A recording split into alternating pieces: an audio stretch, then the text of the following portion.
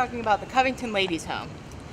The Covington Ladies Home, originally named Home for the Aged and Indigent Women, which you can still see in the stone above the door, was founded in 1886 by Alan Dietrich.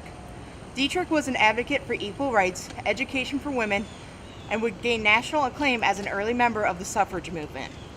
After the Great Flood of 1885, worried about the plights of women and families who lost everything, she founded the Women's Educational and Industrial Union, which offered training classes and educational opportunities.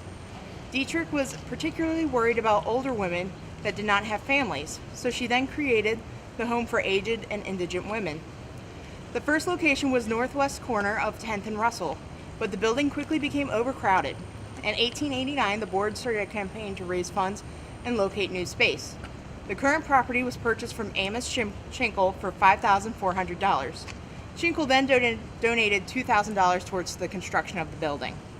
The new building was designed by Cincinnati architect H.E. Sitter to house up to 50 residents. The new home would be completed in 1894 at a cost of $20,000.